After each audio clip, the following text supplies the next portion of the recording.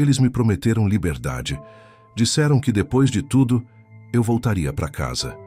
Eu acreditei, porque naquela noite eu tive uma escolha. Eu podia ter deixado acontecer, podia ter seguido o plano, podia ter assistido tudo de longe, enquanto vidas eram destruídas. Mas eu não fiz isso, eu entreguei tudo. Nomes, rotas, alvos. Eu impedi um ataque que nunca chegou a acontecer. E mesmo assim, eles me colocaram em uma cela, não como aliado, não como testemunha, mas como inimigo, porque para eles a verdade não importava. O que importava era quem levaria o crédito. Lá fora, disseram que foi trabalho deles, que o plano foi descoberto, controlado, neutralizado, e ninguém nunca soube que tudo só foi possível, porque eu traí quem estava ao meu lado. Eu salvei um país e fui punido por isso, enquanto os verdadeiros responsáveis deram entrevistas, receberam aplausos e foram chamados de heróis. E ninguém questionou. Ninguém nunca questiona quando a mentira é mais conveniente que a verdade, porque nessa história, o ataque nunca aconteceu, o herói nunca existiu e a única coisa que realmente funcionou foi o silêncio.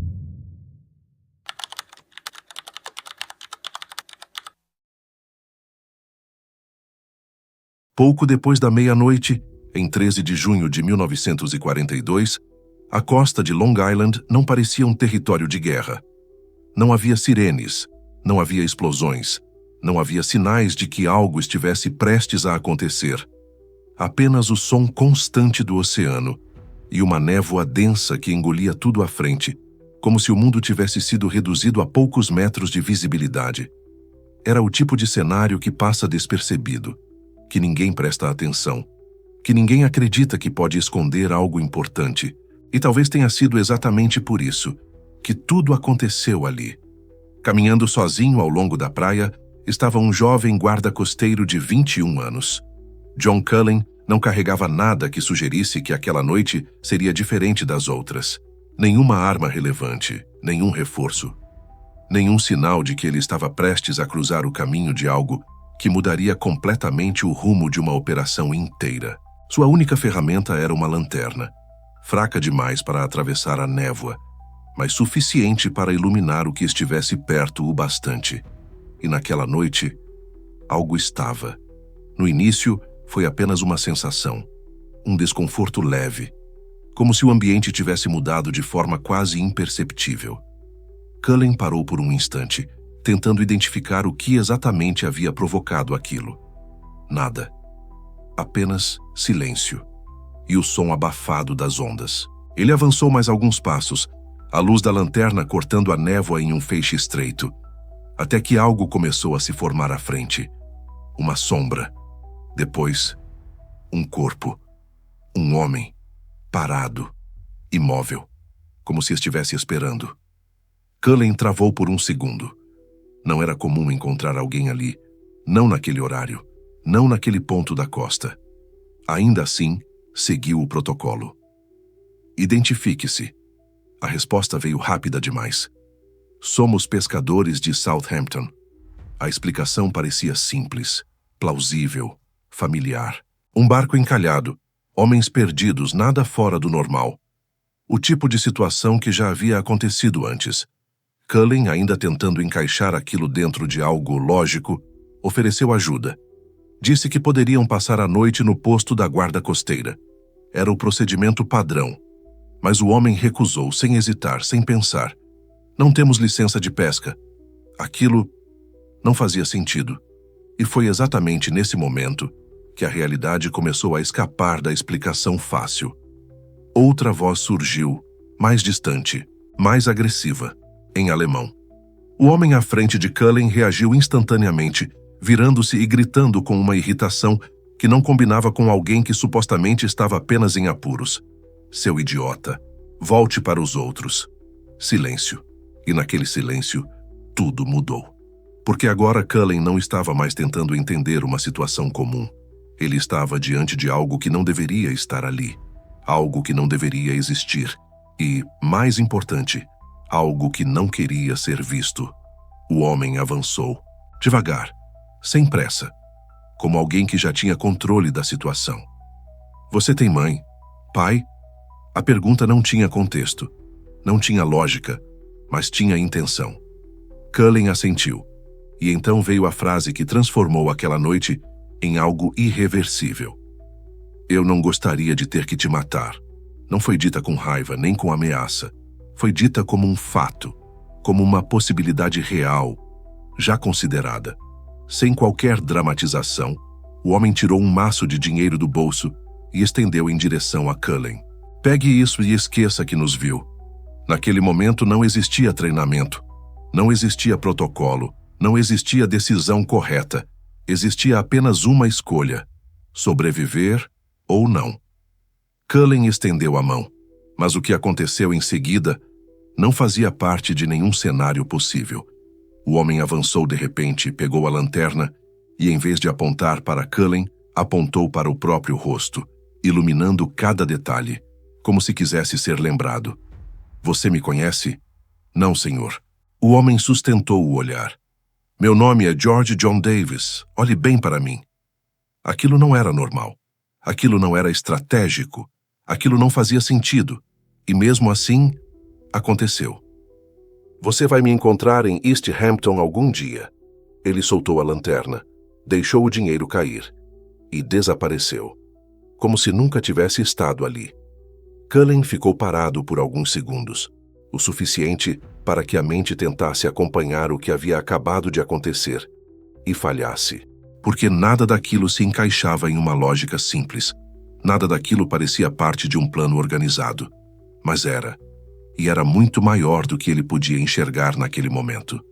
Ele se virou e correu, não por coragem, mas porque pela primeira vez naquela noite, ele entendeu algo que ninguém havia dito em voz alta ainda. Aquilo não era apenas um encontro estranho. Aquilo era o início de algo que já estava em movimento e que, de alguma forma, alguém já estava tentando esconder.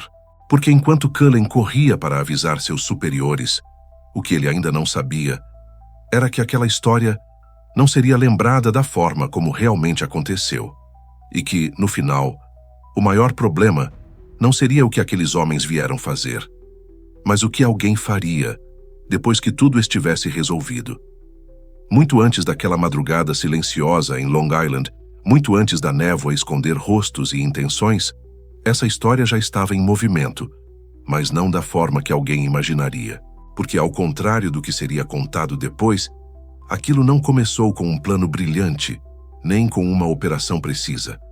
Começou com pressa, com desespero, e principalmente com uma decisão tomada por homens que acreditavam estar no controle de algo que, na prática, não entendiam completamente.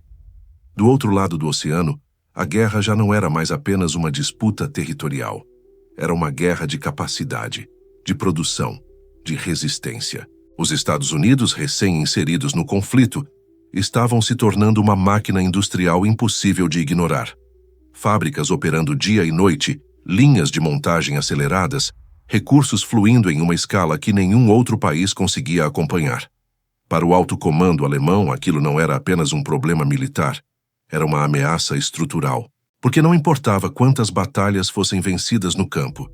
Enquanto aquela máquina continuasse funcionando, o resultado final já estava sendo escrito. E foi nesse contexto que surgiu uma ideia que, à primeira vista, parecia simples demais para dar errado. Se não era possível enfrentar diretamente, então seria preciso atacar por dentro, sabotar, interromper, desestabilizar. Não um grande ataque, mas vários pequenos, invisíveis, espalhados, difíceis de detectar, impossíveis de conter completamente. A lógica era sedutora, causar danos suficientes para gerar medo, interromper cadeias logísticas e, acima de tudo, forçar os Estados Unidos a olhar para dentro, desviando a atenção e recursos do conflito externo. Era um plano silencioso, e exatamente por isso parecia perfeito. Mas havia um detalhe que ninguém ali levou a sério o suficiente: quem executaria esse plano? Porque, ao contrário do que se espera de uma operação desse tipo, eles não escolheram soldados de elite. Não escolheram agentes lendários treinados desde a infância.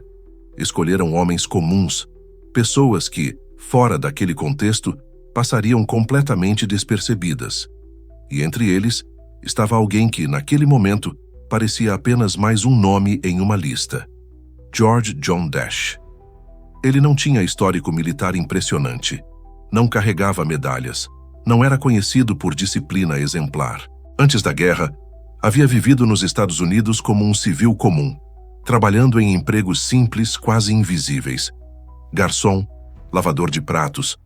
Um homem que conhecia o país não como alvo, mas como lar temporário.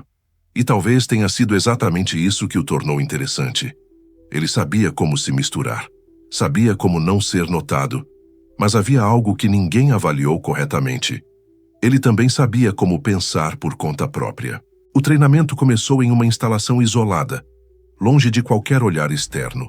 Durante semanas, os homens foram submetidos a um processo intenso, projetado para eliminar dúvidas, reforçar obediência e transformar indivíduos comuns em agentes capazes de executar tarefas específicas com precisão. Aprenderam a montar dispositivos explosivos com materiais aparentemente inofensivos, a utilizar detonadores com temporizadores discretos, a operar sem deixar rastros. Cada detalhe era ensinado como se fosse parte de um sistema perfeito. E para muitos deles, era. Mas não para todos. Enquanto alguns absorviam cada instrução com a rigidez de quem aceita um papel, Dash observava. Não como um soldado, mas como alguém que ainda estava tentando entender onde exatamente havia se colocado. Ele não interrompia, não questionava abertamente, mas havia algo ali. Uma distância silenciosa entre ele e o resto. E essa distância começou a crescer. A missão recebeu um nome que não chamava a atenção: Operação Pastorius. Um nome técnico, quase burocrático, que escondia a dimensão real do que estava sendo planejado. O objetivo era direto: atingir pontos estratégicos da infraestrutura americana. Pontes ferroviárias, fábricas, centros industriais. Lugares que, se atingidos corretamente, não apenas causariam danos materiais, mas criariam a sensação de que nenhum lugar era seguro. E o plano não parava ali. Essa seria apenas a primeira onda.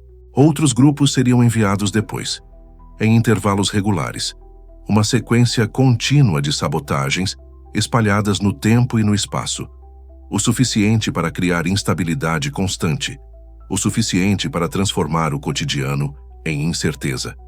Era uma estratégia de desgaste, e no papel fazia sentido. Quando finalmente embarcaram no submarino que os levaria até a costa americana, não houve celebração. Não houve discurso, apenas silêncio. E o som metálico da escotilha se fechando. A viagem seria longa, claustrofóbica, carregada de pensamentos que ninguém verbalizava. Dentro daquele espaço apertado, cada homem lidava com sua própria versão da missão. Alguns acreditavam, outros apenas obedeciam. E havia aqueles que começavam a duvidar. Dash não demonstrava nada. Externamente seguia o fluxo, participava, observava, mantinha a aparência de controle. Mas internamente algo já havia mudado. Não era medo, não era hesitação comum. Era algo mais difícil de definir. Uma percepção crescente de que aquilo não terminaria da forma que havia sido prometido. E ainda assim, ele seguiu. Porque naquele ponto, voltar não era mais uma opção. Quando o submarino finalmente se aproximou da costa americana, tudo já estava preparado. Equipamentos organizados, explosivos embalados, roupas civis prontas para substituir os uniformes usados no desembarque. O plano era simples: chegar, esconder os materiais, desaparecer, misturar-se, esperar o momento certo, sem chamar atenção, sem deixar rastros, sem falhas. E por um instante, parecia que tudo funcionaria exatamente como planejado. A praia estava vazia, a neblina ajudava, o tempo era perfeito. Eles desembarcaram, rápidos, silenciosos, precisos. E naquele momento ninguém estava olhando, ou pelo menos, era isso que eles acreditavam, porque escondidos na escuridão, 2 homens armados aguardavam qualquer sinal de interferência. A ordem era clara, direta: sem margem para interpretação. Qualquer pessoa que aparecesse deveria ser eliminada imediatamente, sem aviso, sem conversa, sem risco. Era assim que o plano se mantinha invisível. Era assim que o erro era evitado. Mas o erro já estava ali. E não vinha de fora, vinha de dentro. Quando Cullen apareceu, interrompendo aquele momento perfeito, tudo estava pronto para seguir o protocolo. O cenário estava montado. As armas estavam posicionadas. A decisão já havia sido tomada muito antes daquele encontro acontecer. E ainda assim, nada aconteceu. Dash interveio. Não com uma ordem formal, não com uma estratégia calculada, mas com uma escolha. Ele falou. Ele hesitou. Ele criou uma brecha onde não deveria existir nenhuma. E naquele instante, o plano perfeito deixou de ser perfeito.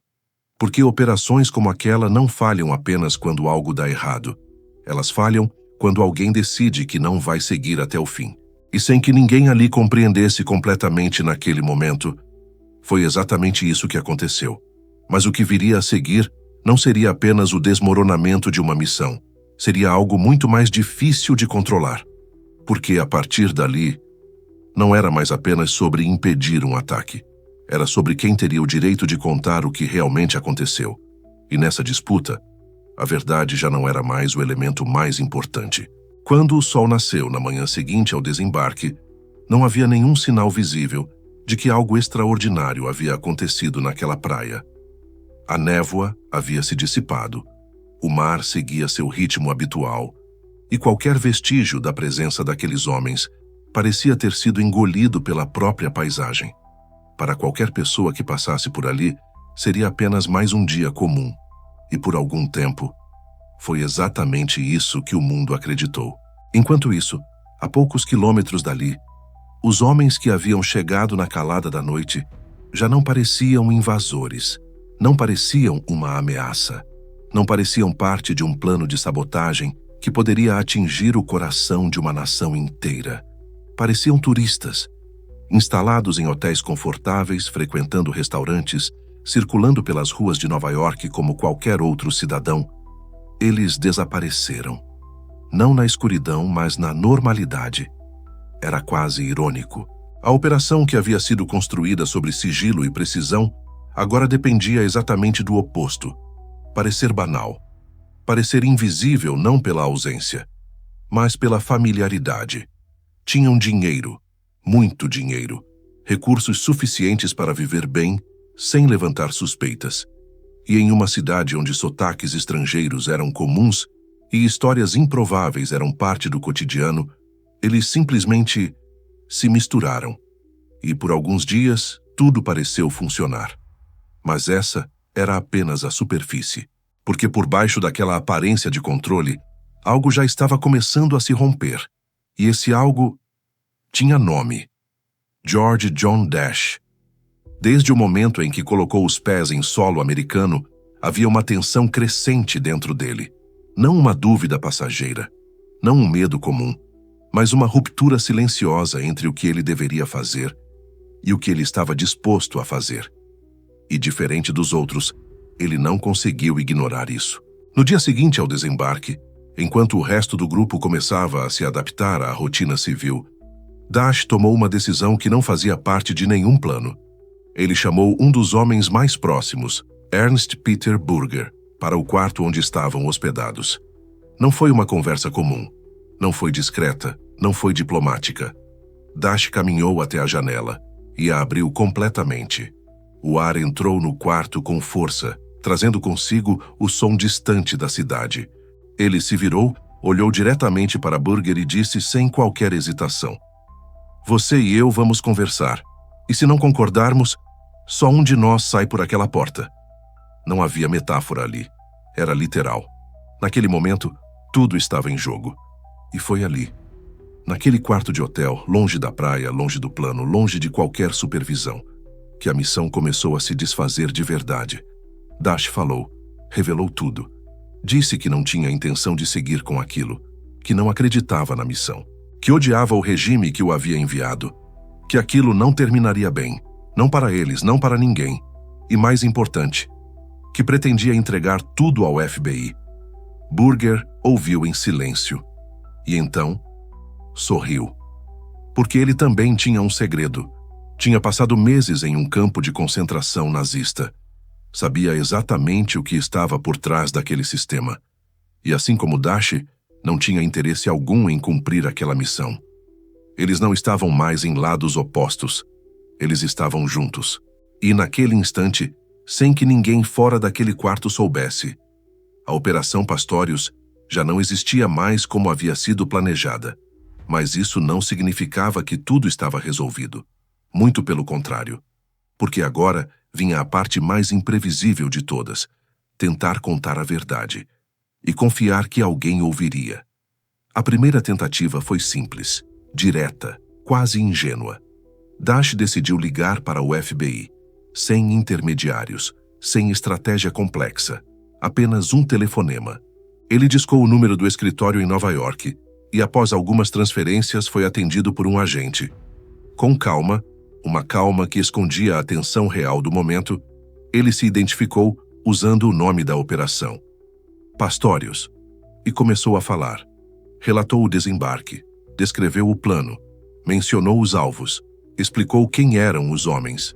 Tudo, cada detalhe. Era literalmente a informação mais importante que o FBI poderia receber naquele momento. Do outro lado da linha, silêncio. Não o tipo de silêncio carregado de tensão, mas o tipo de silêncio indiferente. E então, o agente desligou, sem aviso, sem questionamento, sem qualquer tentativa de verificar. A ligação mais importante daquele caso foi tratada como uma piada, porque naquele escritório existia algo que ninguém do lado de fora conhecia: um setor informal, um tipo de filtro, chamado, entre os próprios agentes, de mesa dos malucos. Era para lá que iam ligações absurdas. Pessoas dizendo ser figuras históricas, criaturas imaginárias, ou denunciando conspirações impossíveis. Era um mecanismo interno para separar o que parecia real do que parecia delírio, e naquele momento, a verdade caiu exatamente no lugar errado. Dashi não sabia disso. Para ele, havia apenas uma possibilidade. Ele havia acabado de se expor. Talvez para a pessoa errada, talvez para alguém infiltrado, talvez para alguém que agora sabia exatamente onde encontrá-lo. O risco tinha aumentado e a confiança desaparecido. Mas ele não recuou, porque naquele ponto voltar atrás não era mais uma opção. E sem perceber completamente ainda, ele já havia cruzado uma linha que não permitia retorno. Enquanto isso, em outro lugar, outras decisões estavam sendo tomadas. E, ironicamente, as pessoas responsáveis por impedir aquela ameaça ainda não faziam ideia de que ela já havia sido entregue a elas. Porque, às vezes, o maior erro não é ignorar o inimigo. É ignorar quando ele decide falar. Depois da ligação ignorada, o mundo não mudou. Nenhum alarme soou. Nenhuma operação foi iniciada. Nenhuma suspeita foi levantada. Para o FBI, tudo continuava exatamente como antes. Uma ameaça invisível sendo procurada com urgência, enquanto a única pessoa que tinha todas as respostas já havia tentado entregá-las e sido descartada. E naquele momento, sem saber, eles estavam mais próximos da verdade do que jamais estariam novamente. E ainda assim, completamente cegos para ela. Para George John Dash, no entanto, a realidade havia mudado completamente. A ligação não era apenas uma tentativa frustrada de contato. Era um sinal claro de que o caminho que ele havia escolhido não seria simples. Talvez não fosse seguro. Talvez não fosse sequer possível. Pela primeira vez desde que tomou a decisão de trair a missão, ele se viu diante de uma possibilidade real, que não havia considerado completamente até então. E se ninguém acreditasse? E se, no momento em que ele resolvesse fazer a coisa certa, ninguém estivesse disposto a ouvir? E pior, e se isso o colocasse exatamente na posição mais perigosa de todas? Nem aliado, nem inimigo. A decisão que veio em seguida não foi impulsiva.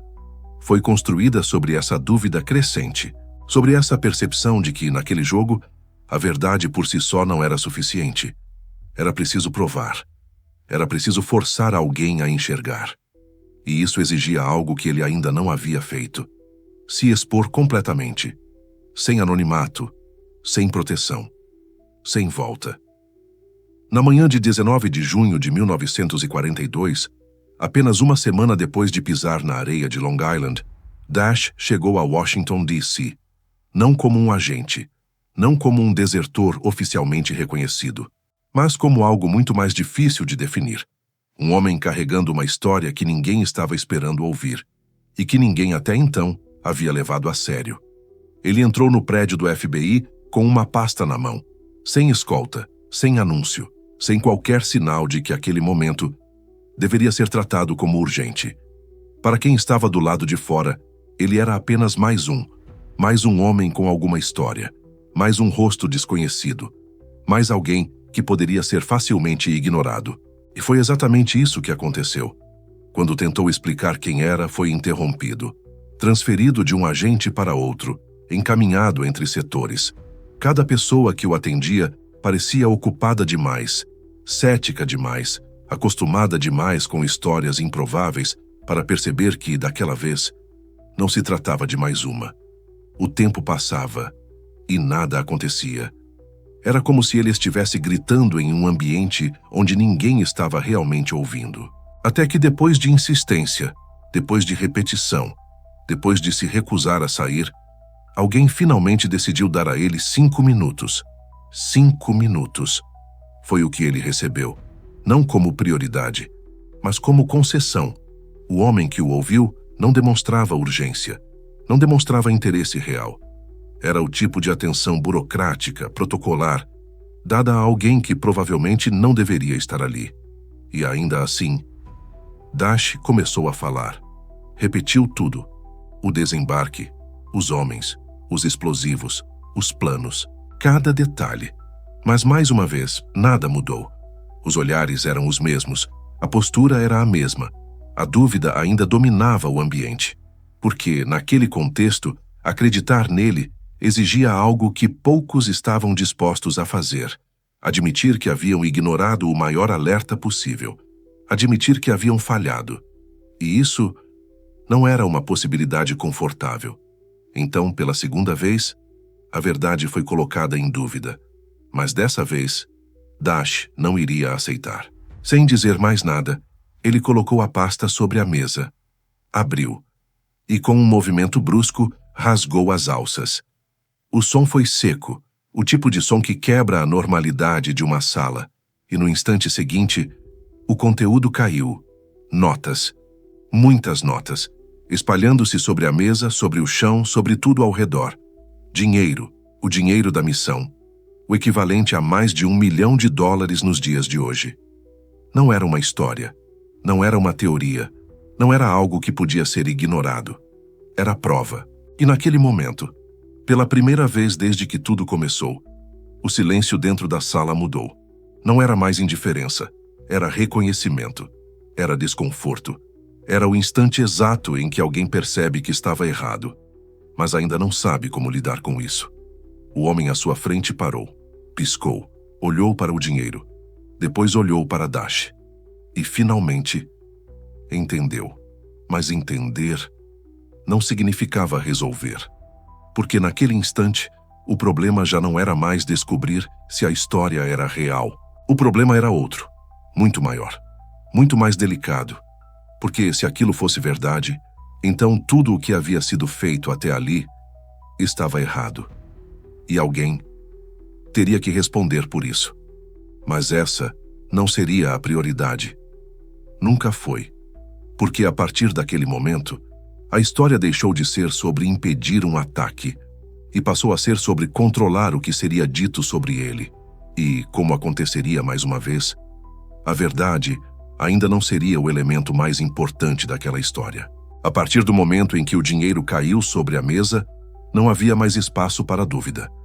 A história que minutos antes parecia apenas mais um delírio descartável, agora se transformava em um problema real, concreto, urgente e constrangedor. porque aceitar que aquilo era verdade significava aceitar algo ainda mais difícil: o fato de que tudo poderia ter sido resolvido muito antes. E não foi. Mas, ao contrário do que se esperaria, a reação não foi imediata. Não houve uma mobilização explosiva, nem ordens sendo gritadas pelos corredores. O que aconteceu foi mais sutil e, ao mesmo tempo, mais revelador. O FBI não entrou em pânico, não demonstrou urgência visível, porque naquele momento o problema já não era apenas capturar sabotadores. Era entender como aquela situação havia chegado tão longe e, mais importante, como aquilo seria contado depois. Dash foi isolado, não como herói, não como colaborador, mas como peça central de algo que ainda precisava ser compreendido e talvez ajustado. Durante os dias seguintes, ele foi submetido a interrogatórios intensos, não apenas para confirmar o que já havia dito, mas para extrair cada detalhe possível: rotas, nomes, métodos, contatos, tudo que pudesse transformar aquela história em algo utilizável.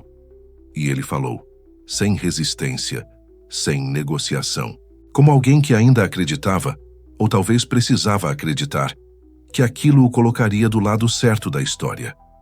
Ele revelou onde os outros homens estavam, explicou como haviam entrado, detalhou os alvos planejados, entregou até mesmo informações que iam além da própria missão: padrões de operação, métodos de infiltração, possibilidades futuras. Era mais do que colaboração, era entrega total. E ainda assim, havia algo errado. Porque enquanto ele falava, enquanto fornecia tudo o que tinham sido incapazes de descobrir por conta própria, algo nos bastidores começava a se reorganizar. Não para lidar com a ameaça em si, isso agora era apenas questão de tempo, mas para lidar com a narrativa. Porque havia uma pergunta que ninguém estava fazendo em voz alta, mas que já existia na mente de todos que entendiam a gravidade da situação. E se isso viesse à tona? E se fosse revelado que o maior caso de sabotagem em solo americano havia sido resolvido, não por vigilância, não por inteligência, mas porque o próprio líder da operação decidiu entregar tudo? O que isso diria sobre o sistema? Sobre a capacidade de detecção? Sobre o controle que eles afirmavam ter? A resposta era simples. Diria que não tinham, e isso não era aceitável. Enquanto essas questões eram cuidadosamente evitadas nas conversas formais, no campo prático, as coisas começaram a acontecer com rapidez. Com as informações fornecidas por Dash, os agentes passaram a agir. Endereços foram verificados, identidades foram cruzadas, movimentos foram monitorados, e, um a um, os homens começaram a cair. Não houve perseguições cinematográficas, não houve confrontos violentos, não houve resistência significativa, porque no momento em que foram encontrados, eles já não estavam operando como sabotadores. Estavam vivendo, frequentando restaurantes, visitando conhecidos, gastando dinheiro, agindo como qualquer outra pessoa que não estivesse prestes a executar um ataque. Era quase absurdo.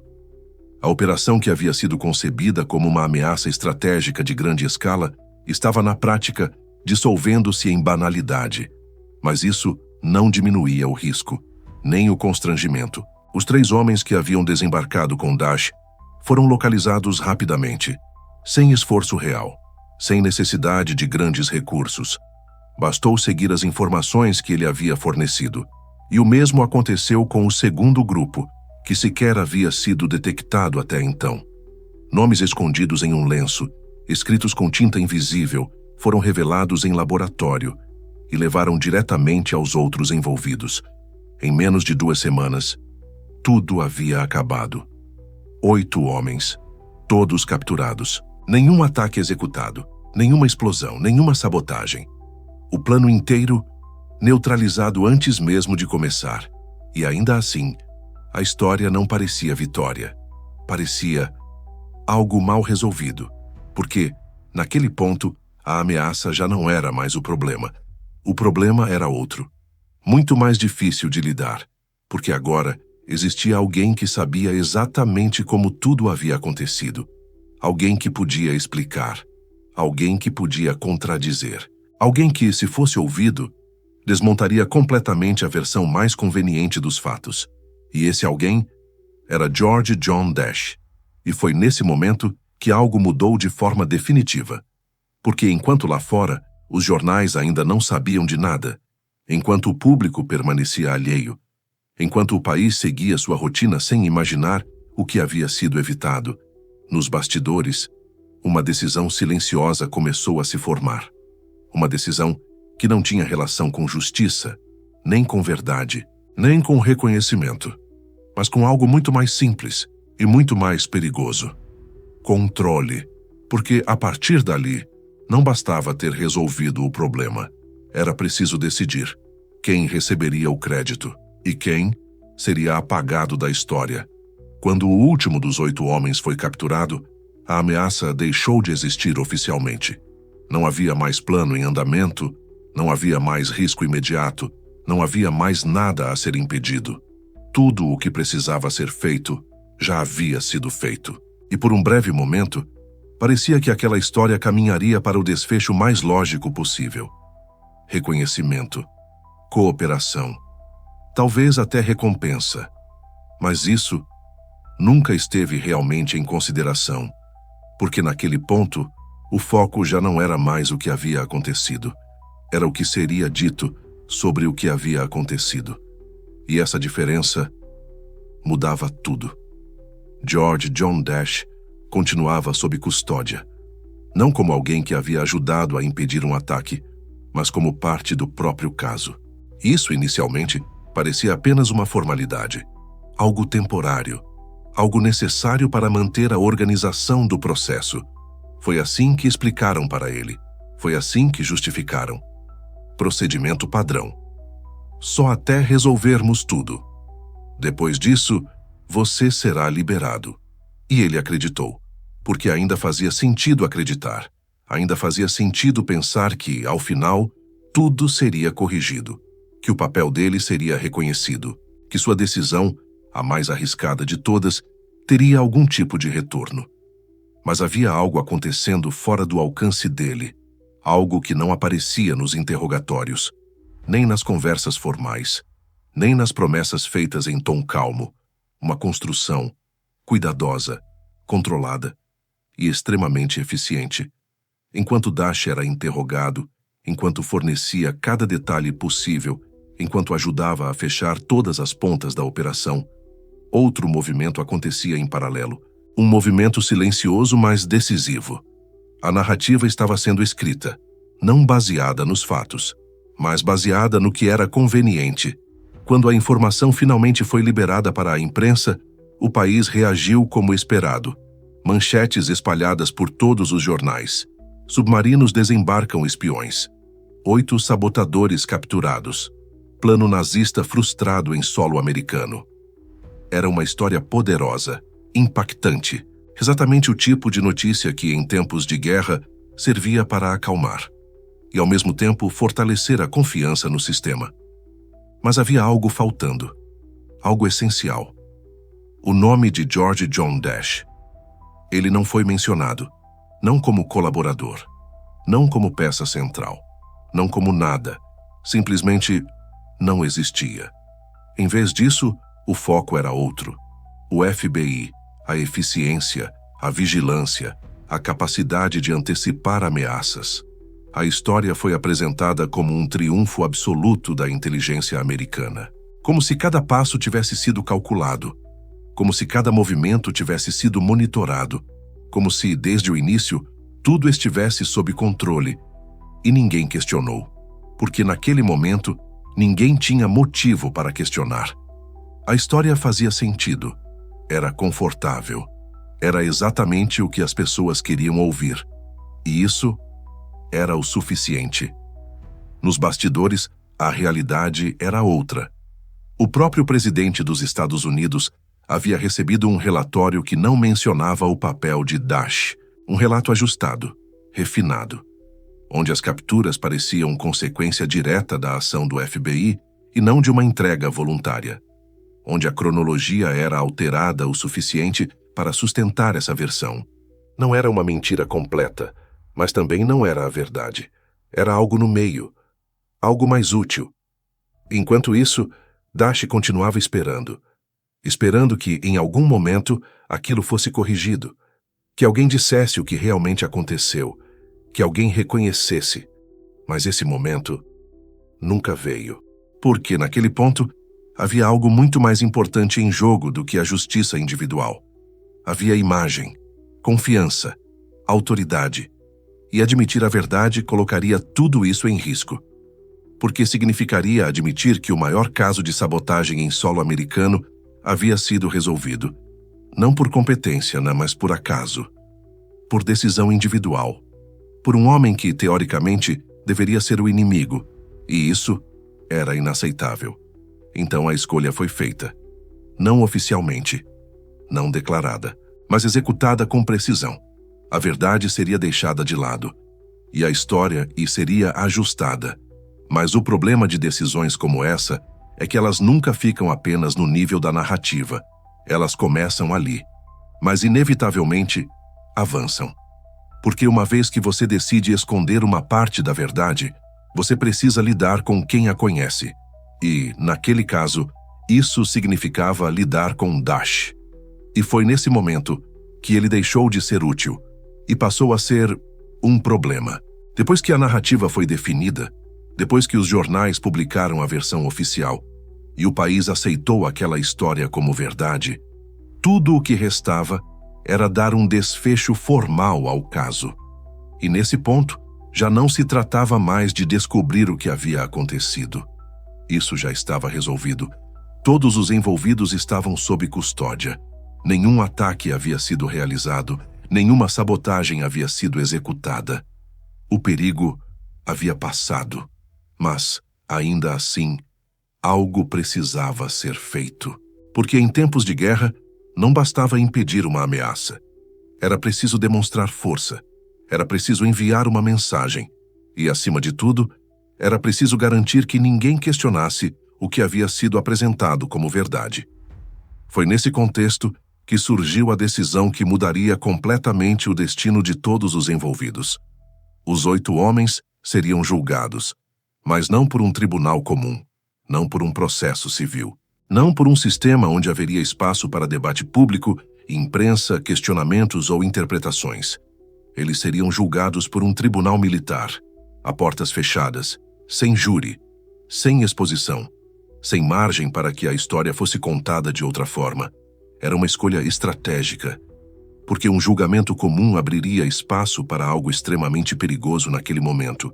A verdade completa, os detalhes da deserção, o papel de Dash, as falhas iniciais, a ligação ignorada.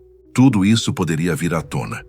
E uma vez exposto, não poderia mais ser controlado. Então, antes mesmo do julgamento começar, o resultado já estava, de certa forma, definido. Quando o processo teve início, não havia dúvida sobre o envolvimento dos homens. Nenhum deles negava participação.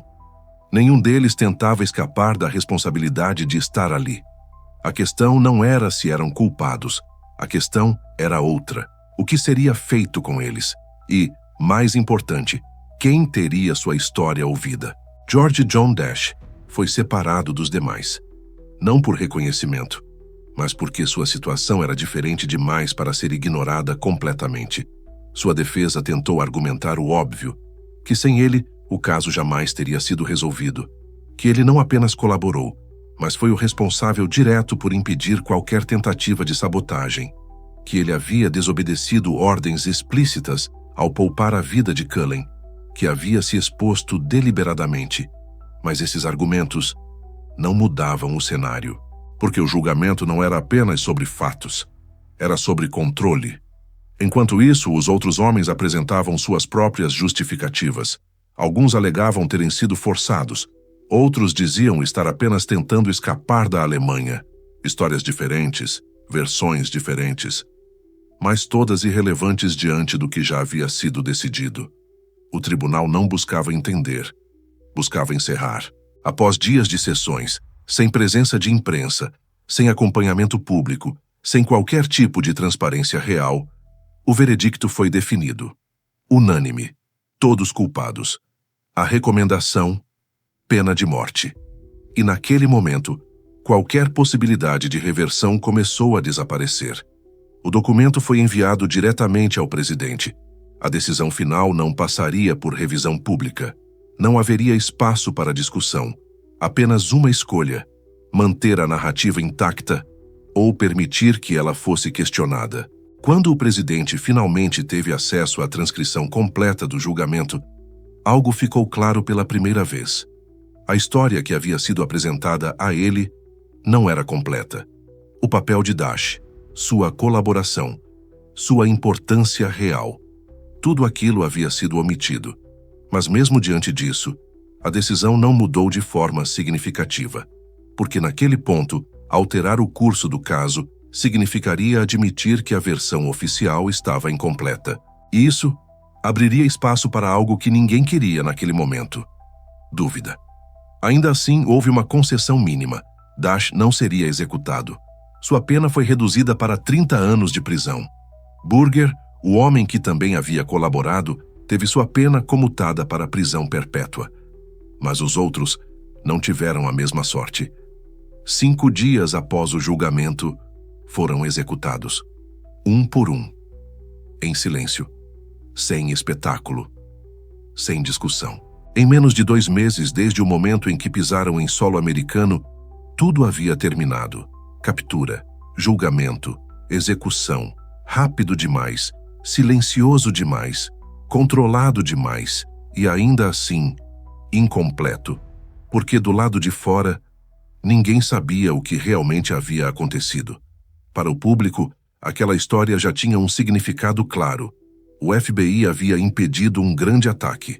Os responsáveis haviam sido punidos. A ameaça havia sido neutralizada. Fim.